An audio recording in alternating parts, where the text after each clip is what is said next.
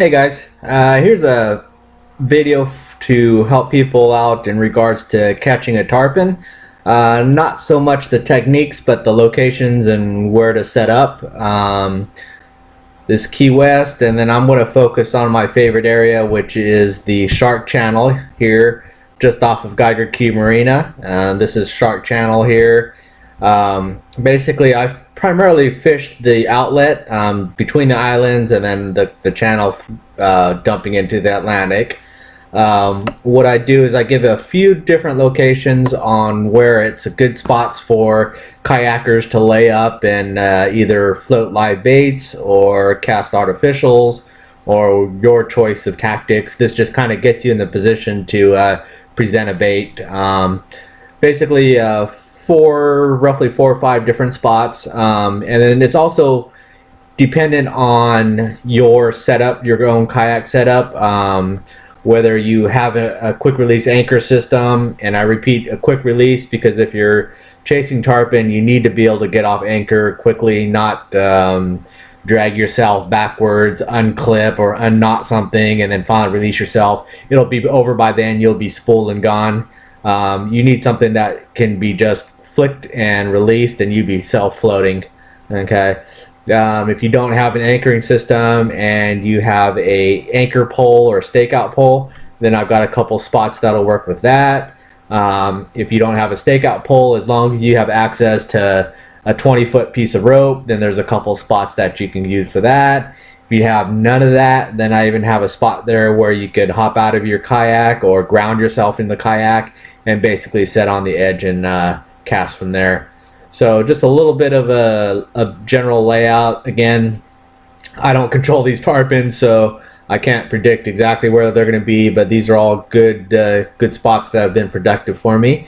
So check out the rest of the video, and hopefully it helps. Thanks.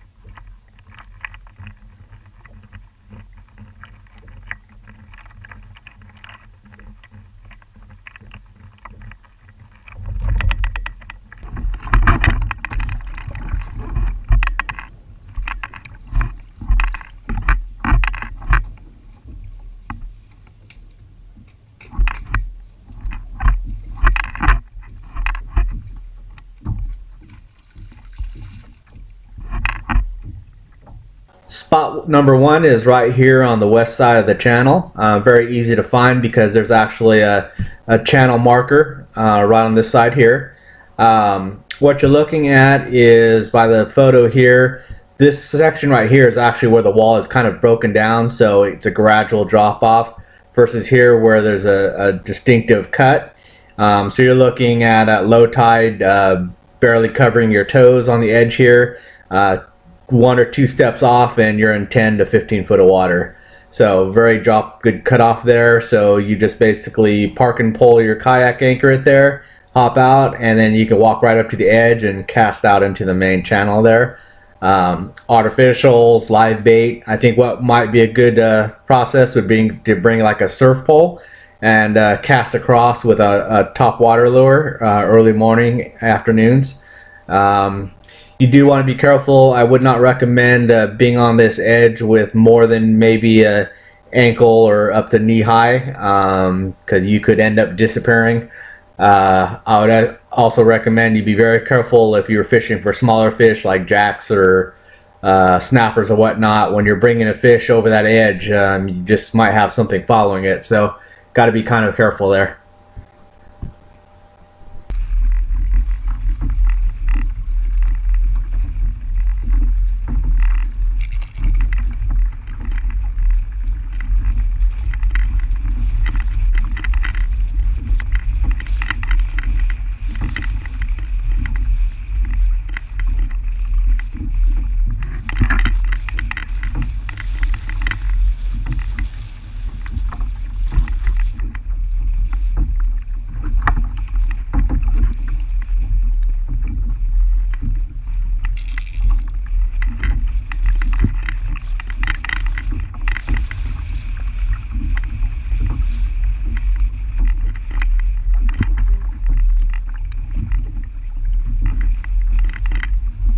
Location number 2 is on the east side of the channel.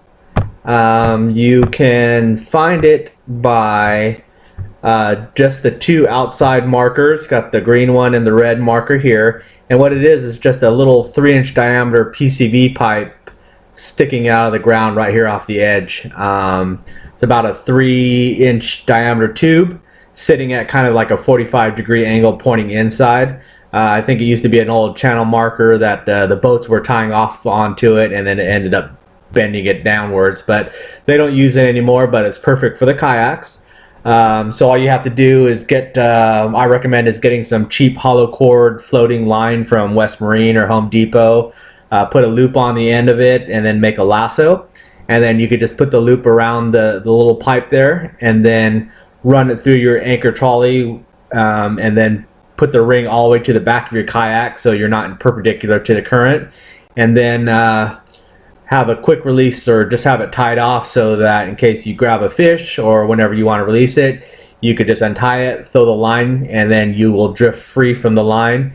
When you're done, you just go back to the pipe and it'll still be tied there, and if it's the floating line, it'll be just sitting on top of the water. Grab it, reset yourself, and you're all good to go. Really good spot because allows you to drift bait right back into this prime area that I always talk about, right where the between the channel markers there.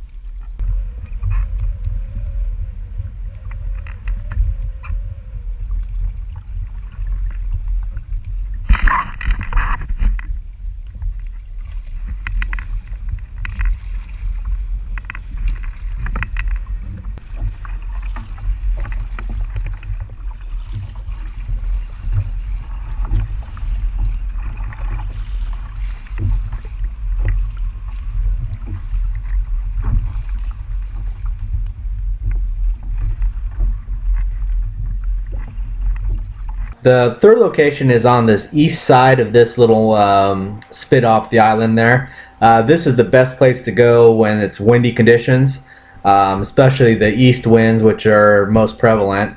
Extremely sheltered in this whole area here, but especially up here if you're going to tuck in along this edge of the drop off, because you're right alongside the mangrove, so you get zero wind, regardless of how 20-30 knots it is. Another fairly distinct drop off along this edge. Pole anchor, regular anchor, whatnot, just get you up close or right off the edge, throw live bait, artificials, whichever. This is mainly a good spot for mid-season, probably in a couple weeks, May, June time, when the tarpon really start pushing their way up through here, and then it really packs them in, and then you have a lot more shots at it. There's three distinct little channels that work right in this, off that edge there. One that comes off to the right, the main boater's channel, and this one that veers off to the left.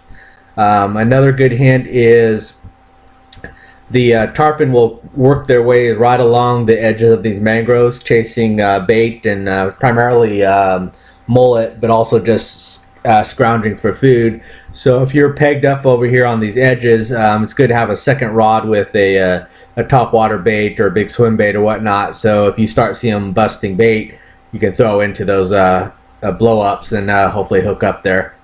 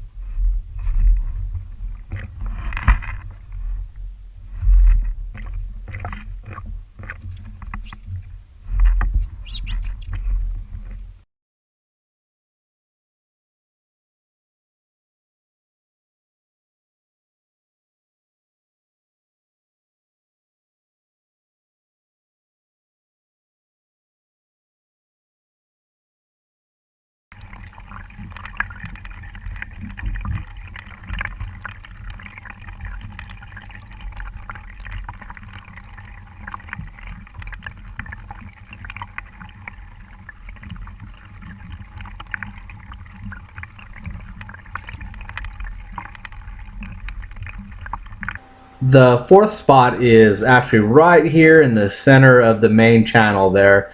It's this little peninsula that you can just kind of see right in the middle there. It's definitely very pronounced during a low tide, but even at high tide you can still see the formation there, as well as there's usually crab buoys all along this because it's a structure in the middle of the channel there.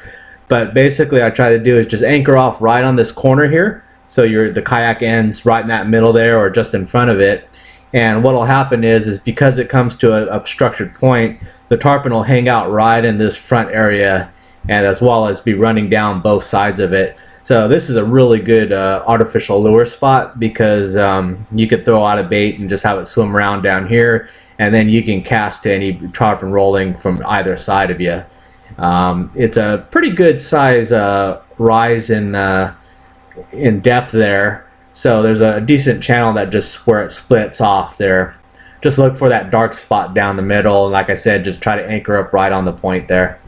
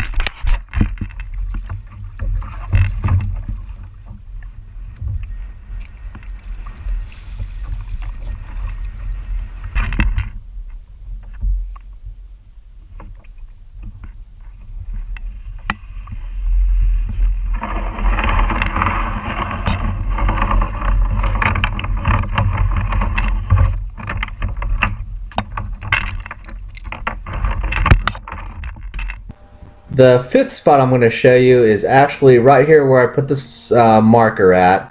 It's actually where the channel bends and goes to the left here, anywhere in that vicinity. The reason why is because if you look at this channel that you follow here, it looks like this is a bridge, but it's actually not a bridge. This is actually a city boat launch there, and it's actually just blocked off here, so no water really transfers from either side. The water actually passes under here, which is where the bridge is.